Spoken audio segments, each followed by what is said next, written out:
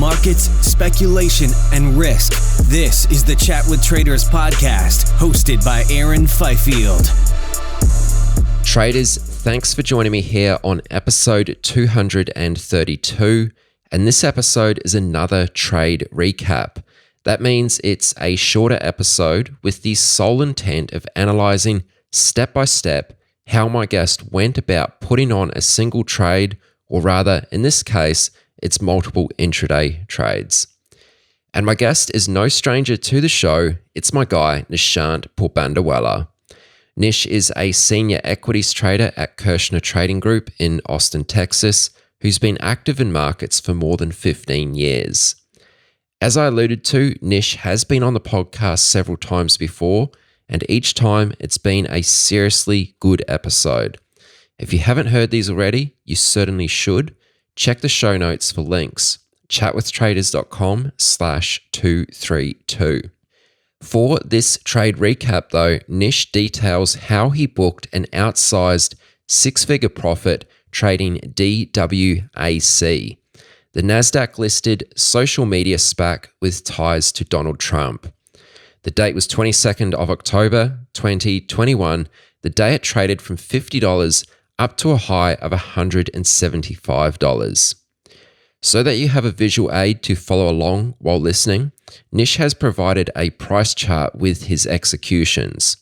Again, you can view this in the show notes at chatwithtraders.com/232, where I've also summarized each of the main trades into a list.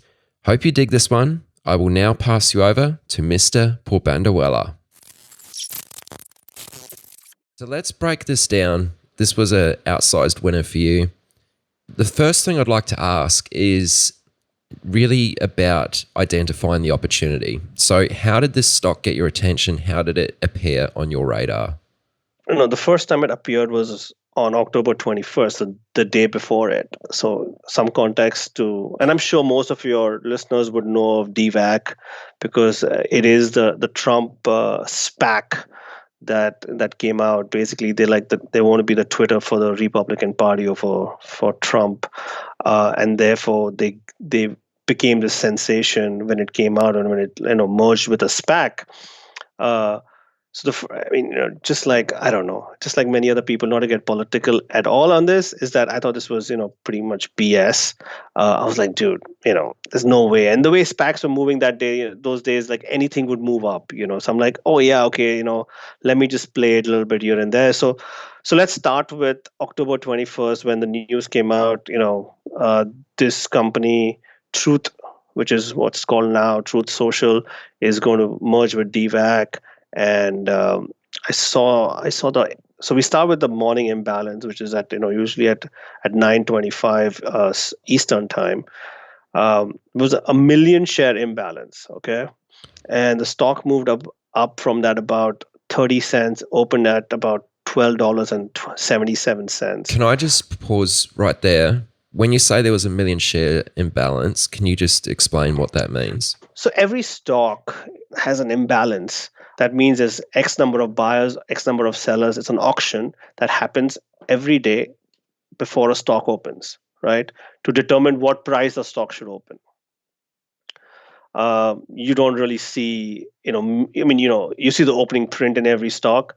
That's an auction, basically. The amount of buy orders and the amount of sell orders equates to a certain price where the stock should open. Okay. So for a stock like this, which was a SPAC, every SPAC is at $10. This was opening at about $12.77, a million shares. I was like, I'm going to short the print because it's moved up on that imbalance. Basically, there's a million shares that wants to buy it, and I was like, I don't think this goes too much. So I shorted 5,000 shares. As soon as it opened, it spiked about $1 to about $13.77. I shorted more. I think I was in 20,000 shares by that. I was down in the trade. It came back down a little bit. I was kind of flat. I said, let me just get out. This has done something more than it should have done. So I got out, I think kind of, down maybe a couple of grand in it. And I said, that's not bad. Let's just forget about it and let's just trade the market. At 10 a.m. that day, it started moving up a little bit and kind of broke that 1377 level, started pushing higher. I played in and out of it. I was like, really, is this really going to go up? It doesn't make any sense. You have that. Everyone has a small bias. End of the day, I was like, no, it doesn't make sense, dude. I mean, not that Twitter was doing that well or anything that moment. So I'm like, okay, whatever. This is just a SPAC just for Trump and his way of because he was banned from Facebook and Twitter and this and that. This was his way of just putting his comments out there. I said, how can they make money? So you start thinking about all these things, and you're like, okay, it doesn't make sense. So I traded in and out all day of it. By the end of the day, it closed at about $50. Okay, so and I went back and I checked, and I lost about 23,000 in this stock. Okay, so that's day one. Day one. Yeah, I think I traded about 150,000 shares in it, in and out, as it halted a few times also. And I'm like, you know what? I've totally messed this up. I've thought about it and I have a bias. And instead of just trading the way it should have traded, I should just get my bias out and just trade it. I don't want to think about, oh, it's Trump's IPO, it's Trump's SPAC, or this is a dumb idea, or any of those things. And then I don't know. I remember one person talking to me. He's like, the dumbest ideas go up the most. That's how the market was trading at that moment. There was dumb stocks that were going up like crazy, like SPAC especially. These SPACs are now down like about 80 or 90%. Usually most of those ones like IRNT and all these different names. Anyways, that was day one, and that was the identification of the trade. Comes day two, which is October 22nd. I wake up early because I wanted to, get some shares of the stock. The stock has gapped up to 70, 77 when I see it. I'm like, again, the little bias is always there. So I'm like shorted like 200 shares just to watch it. I'm like, this is pre-market. It's about 6:30 in the morning, Central Time.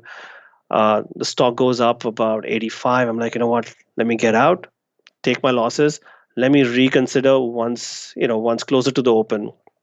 So then I look at the open and I'm like, again, I'm seeing a humongous imbalance. And now the stock is capped up to 80, as I said. There's a 1.6 million share buy imbalance, right? So there's 1.6 million shares that want to be bought. It could be market orders, it could be limit orders, it could be anything. But there's also sell orders on the other side. But the auction is such a way that right now 1.6 million more buyers than sellers.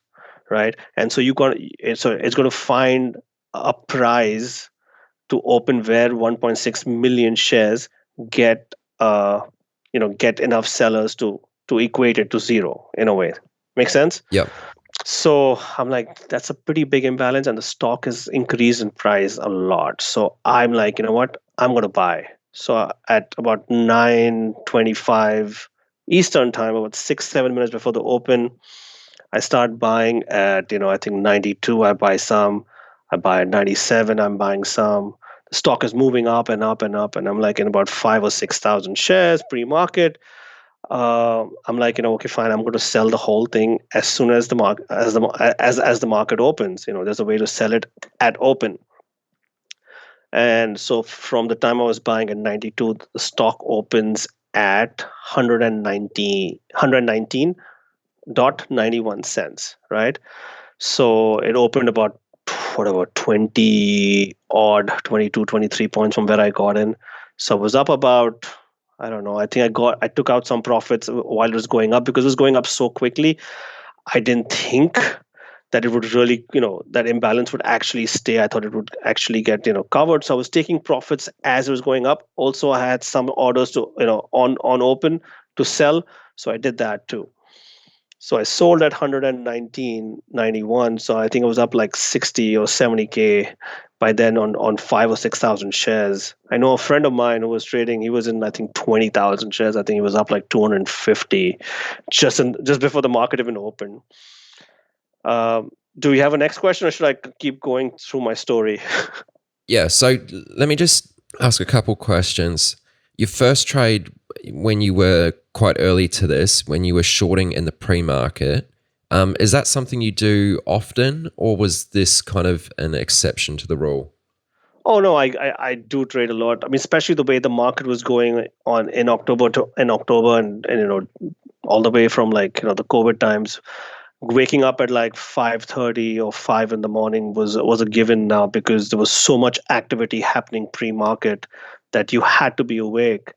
And sometimes, if you want to secure shares to short, you would wake up early in the morning and just secure the shares that were going crazy, like, small caps that were going crazy, or, stocks like DWAC that were going crazy. You wanted to go and, secure them. So waking up early in the morning was something that we were doing consistently in the pandemic. Okay. So I just want to maybe clarify, what were some of the variables for why you decided to go long the stock in the pre-market just before it did open there? Like, what were some of the key things which you identified, some of those repeatable factors that made it like a clear long trade for you? Right. So, it goes back to the day before when, I knew that there was a million share imbalance. It had moved the stock a little bit anyways.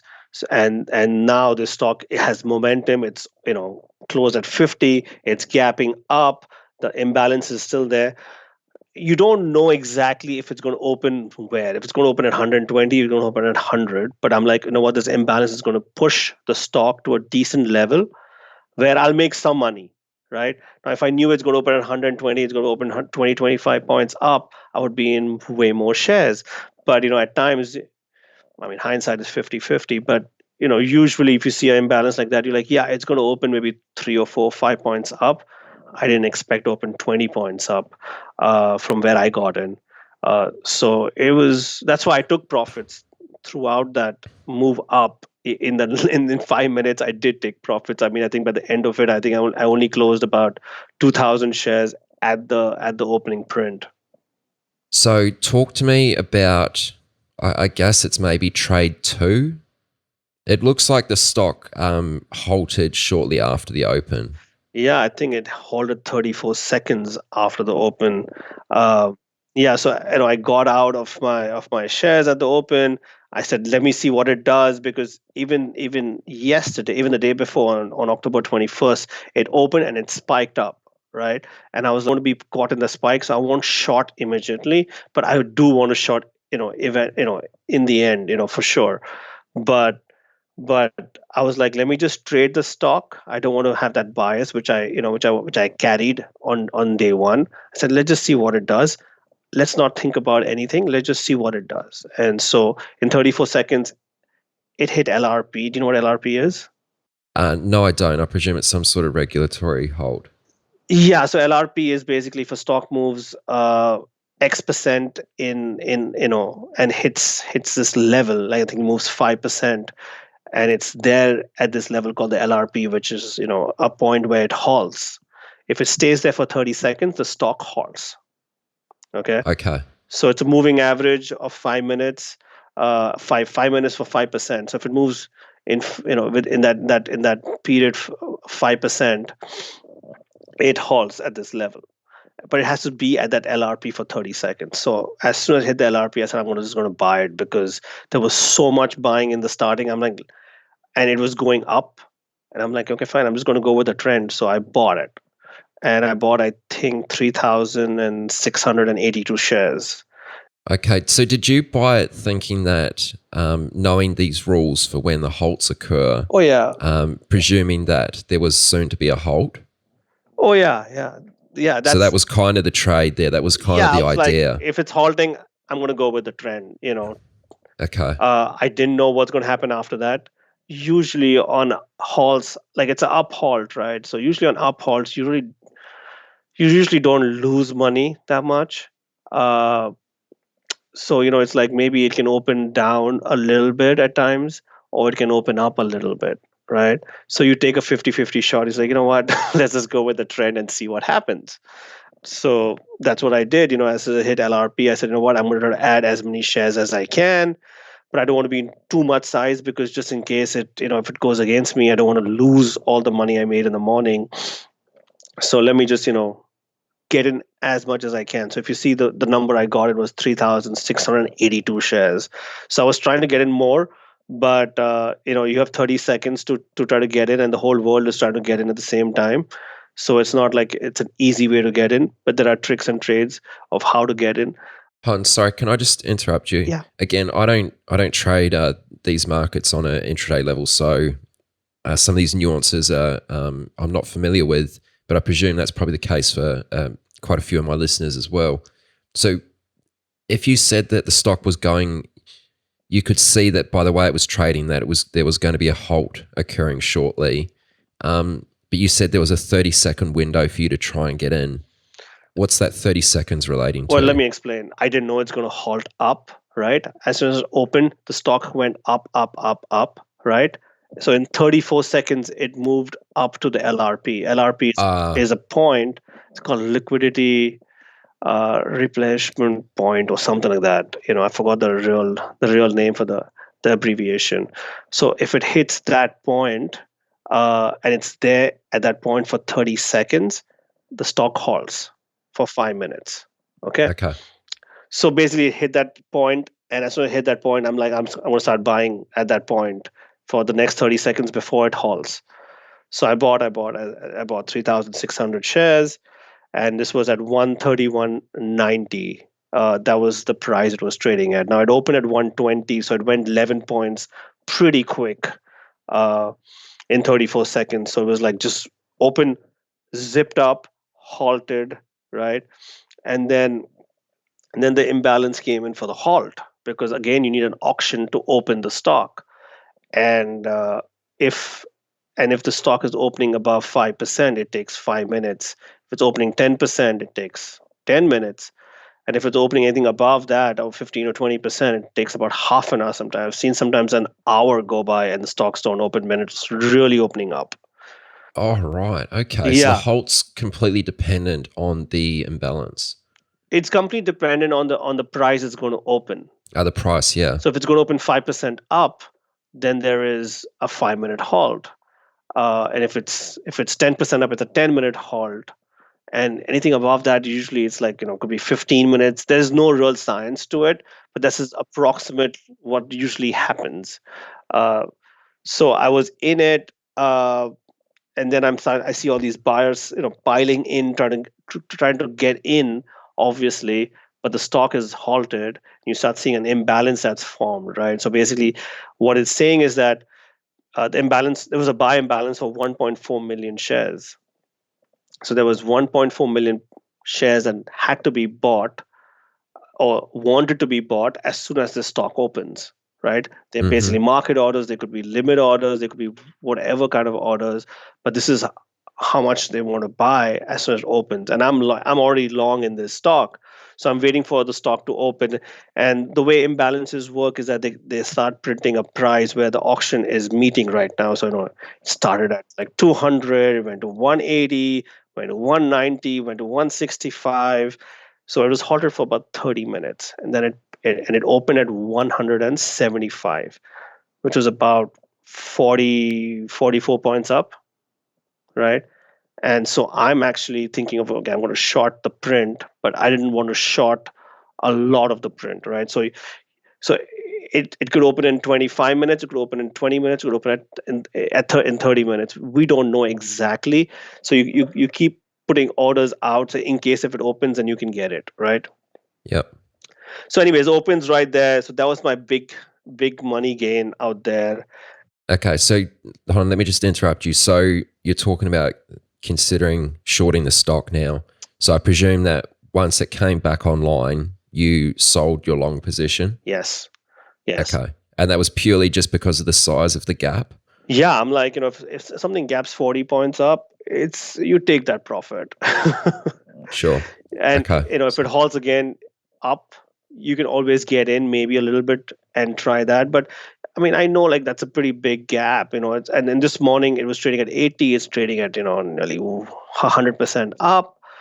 Obviously things can go even more north from there. It's all possibilities, but then, you just have to take what you see. As I said, I won't have a bias when I trade this. That's what I told myself. Anyway, that opens, and I think I told myself I'll take 500 shares short just to see if I'm wrong. If I'm wrong, I'm going to get out immediately, right? But it opened at 170, or I think 175, and straight hit an LRP down. So the stock fell 5 or 10% pretty quickly, and I tried to short some of that LRP down too. But I didn't get enough because it's very hard to get in because I think everyone was selling at that point, or I don't know what. But sometimes it's hard to get in at LRP. It's really hard. So sometimes you get lucky, like the way I got for 3,600 shares. On the way down, maybe I got I think 700 or 800 shares, and then it just went lower and lower and lower and lower and halted. I think maybe 3 or 4 times on the way down. And for me, the trade was kind of over then. After that, it's just like trading with a few hundred shares here and there, in and out, trying to see if which way it would go. Okay. So let me just, before we go into that part of it, this big trade. So the short, I know you said you didn't get as much size on for the short trade, but it does look like you were kind of adding to your short through the halts on the way down, or leading into the halts on the way down. I mean, is that where the majority of your money was still made? Like, did you get enough size on to? No, I think the majority of my money was made on that gap up of 44 points, because the gap Gotcha. downs on the halts were maybe 6 or 7 points down. Like, they were not like big down moves that you would see. Okay. It didn't gap down 40 points. I think it gapped down really slow after that. Like, it gapped down every 3 or 4 points after that. Okay. So how were you trading it on the way down? Because it looks like you were shorting more, covering, shorting, covering, etc. Yeah, I was shorting and covering on every halt till it didn't work out. I think it went all the way down to 90, and then bounced back up to 115. So if you were wrong in any of these moves, it's a 10-15 point move and it's really quick. And so it's you just have to know that the main trade is over, because the move up is done, the move down is done. Now it's it's going to be range bound. It can be up, it could go down, it could go up, it'll go down. I don't want to put size on that, at least. I don't mind trading it with with a lesser size, just because you're a compulsive trader. I think what you said there is the main trade is over. I think that's a really key point that a lot of less experienced traders don't really accept as much. It's sometimes when you have such a huge move or such a big event like that, Right. It's that was the trade. If you miss that, whatever follows, the opportunities aren't as great. There's not as much edge in participating in the moves that follow. Right. The trade's done. The edge is gone. You're exactly right. The edge is not there. After that, the edge was there when things are going crazy. After that, it's still crazy if you look from a macro perspective, but the micro perspective, it's become less crazy. And it's listen, now you can poke around here and there, but you can't give away half your day, or you can't give out even 1/3 your day. I would give back maybe 10% of my day playing around something like this. That's the max I would give back. So that's where your risk management, your profit taking, you don't want to give back too much, because the main trade's over. And a similar concept as GME. There's one day when GME went to 400 odd pre-market, and then opened and did its hits up and down, and then suddenly had a few up moves, and then it crashed down, and and then it just halted and halted and halted and halted every time. And then you're once it halted and goes back up, you're what, majority of the trade is over. Now on, you have to really choose the amount of size you really want to put for a quick day trade. I guess just a couple questions just to reflect on this trade. I mean, the way that you were sizing, you did share how many shares you bought and sold at various points during these trades. I mean, how were you determining your position sizing? I mean, in a situation like this, right, it's like when you at LRP and when you're trying to buy a halt, sometimes you don't have an option to choose the size you want, because it's what you get. It's like, everyone is trying to buy, so it's how much you can get in that situation. So on those LRPs, it's all about how much you can get. Uh, when it comes to the pre-market trade that I did, I I thought that because it's become an $80 stock, I didn't want to be more than 4 or 5,000 shares, because if you're wrong, it can go against you very quickly. At the same time, if the imbalance disappears, if someone comes as a big sell, and and that auction goes to zero, and there's not a buy imbalance as it was before, then getting out of a big amount of shares could be worth at least 4 or 5 points on the other side. So I wanted to keep in the 5,000 range, because if I'm wrong, then I lose about 2 or 3 points getting out. And that's what I wanted to be, because I lost the day before in that stock, so I didn't want to again give back more money in that stock. Another question for you. After the big gap up where it opened, came back online after the halt at 175 or 175, what gave you the confidence to short it there? I know it had gapped up a huge amount, Yeah. but huge is obviously always a relative term. Relative, exactly. I mean, I've done this before in GME, and I've got screwed in it, where it's I was long, it gapped up, and then it again halted up. So basically, when I'm shorting, so I only short at 500, because I'm like on my keyboard ready to get out. I'm like, if this goes against me 2 or 3 points, I'm out, right? So you're supposed to be really quick on it, because the idea is very simple. Like, if it doesn't halt down, you're getting out. There's no there's no other question in my head. I'm like, if this doesn't gap down, I'm getting out. So it's basically, I'm already doing a delta up. Like, I'm already like deltaing, maybe delta 2 points up, that in case if I'm wrong, I'm going to get out whatever happens. So I'm not marketing, but I'm doing a delta order. So let's say the stock is trading at $300 right now. I'm putting an order at 302 to get out. Okay, so you'll sweep the book up. I'll sweep the book up level. if I have to. Gotcha. Okay. Because I need to get out, because everyone is going to sweep the book. Everyone's going to market order on that, kind of stuff. So it's like, you want to be first to it. Okay.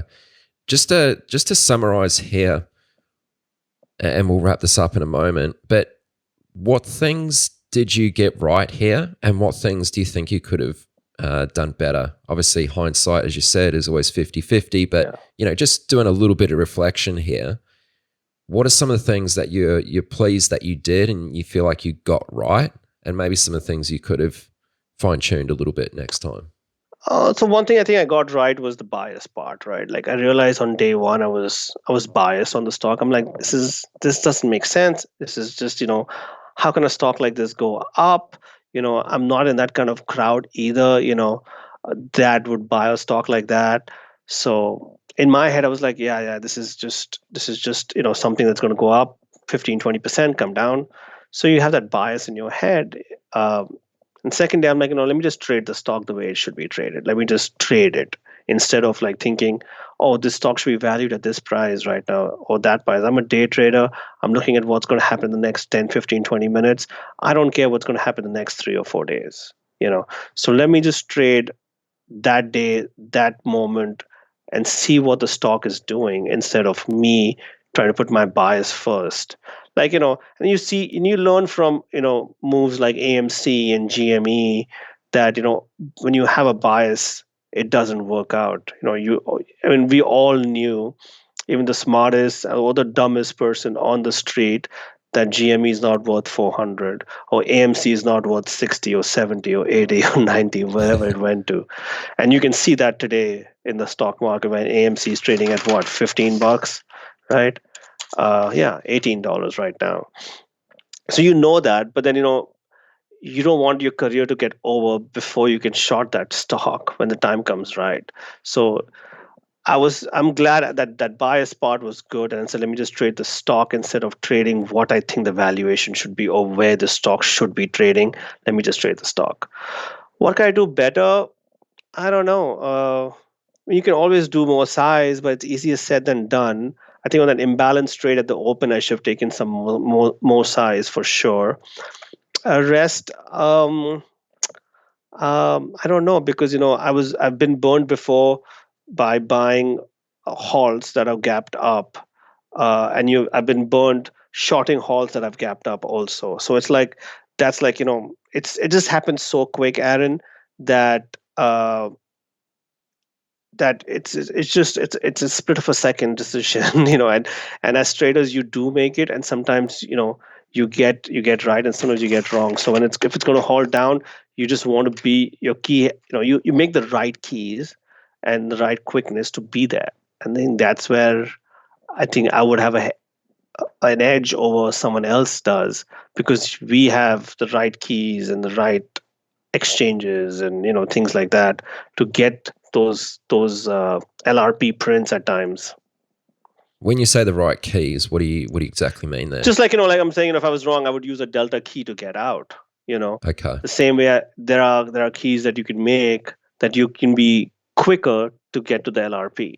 That you can it's tough to get filled at LRP because it's like many people are selling out there too. Because everyone realizes that the stock has gone up crazy, and they want to make quick profits. And it was the retail craziness was still going on that time, so there was so much volume and retail trading that was going on. It's a lot of things that goes on, but yeah.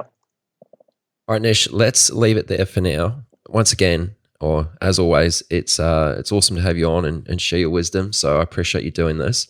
If someone wants to follow you on Twitter, maybe, would you like to give out your handle? Yeah, my Twitter handle should be out there, I think. But it's Nishant82. And people always find me somehow on Instagram too. And they find me on Facebook somehow too. And they keep messaging me on how to how do I apply to the company that I work for. Let me tell you guys, I have no way to do that. So just apply to the company directly.